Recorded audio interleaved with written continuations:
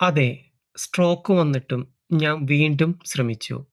പാലക്കാട് നിന്നുള്ള രാഹുൽ. സ്ട്രോക്കിന് ശേഷം കൈകാലുകൾ അനങ്ങുന്നില്ല. സംസാരിക്കാൻ ബുദ്ധിമുട്ട്.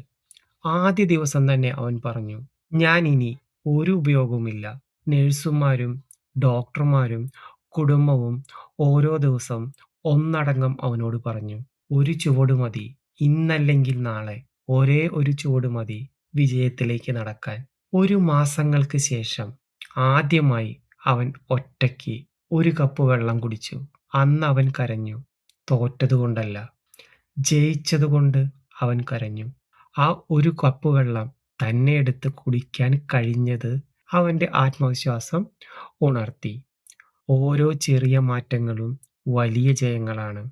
ഇന്ന് ഓരോ ചെറിയ മാറ്റങ്ങൾക്കും വേണ്ടി പരിശ്രമിക്കാതെ ഇരിക്കുന്നവരാണ് ഏറ്റവും വലിയ തെറ്റ്. ഒരടി മുന്നോട്ട് വെച്ചാൽ 1000 സ്റ്റെപ്പുള്ള അല്ലെങ്കിൽ 10,000 കിലോമീറ്റർ ഉള്ള യാത്രയും ഒരു സ്റ്റെപ്പിൽ നിന്നാണ് സ്റ്റാർട്ട് ചെയ്യുന്നത്.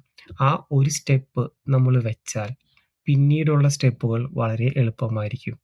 ആദ്യത്തെ നമ്മുടെ ആ വിജയം, ആദ്യത്തെ നമ്മുടെ ആ ഇനീഷ്യേറ്റീവിനാണ് ഏറ്റവും കൂടുതൽ ഇമ്പോർട്ടന്റ്.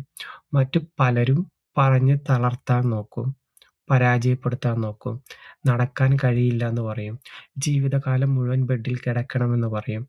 അവിടെ നിന്ന് ഉയർത്തെഴുന്നേൽക്കാനുള്ള ഒരു മാനസിക ഇച്ഛയാണ് വേണ്ടത്. സ്ട്രോക്ക് പലരെയും തളർത്താറുണ്ട്. എന്നാൽ പലരും അതിൽ നിന്ന് റിക്കവറി നേടാറുണ്ട്. അപ്പോൾ ഓരോ ഓരോ ചെറിയ സ്റ്റെപ്പും ഓരോ ചെറിയ ആഗ്രഹങ്ങളും മുന്നോട്ട് വെച്ച് പോവുക. ഒരിക്കലും തോൽക്കാൻ വേണ്ടിയിട്ടല്ല.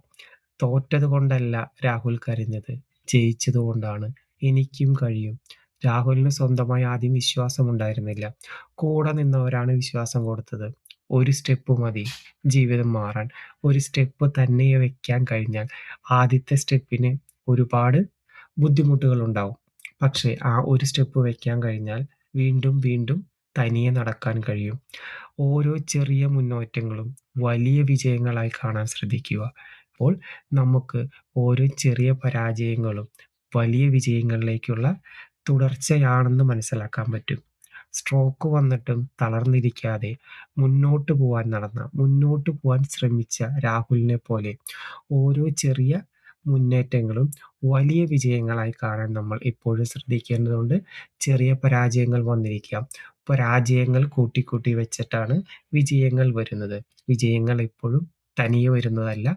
അതിൻ്റെ പിന്നില് നിരന്തരമായ പരിശ്രമങ്ങളാണ് വേണ്ടത്. ഇപ്പൊ വിജയത്തിലേക്ക് മുന്നേറാൻ ഓരോ സ്റ്റെപ്പും അത് വെക്കാനുള്ള കരുത്തുണ്ടാകട്ടെ.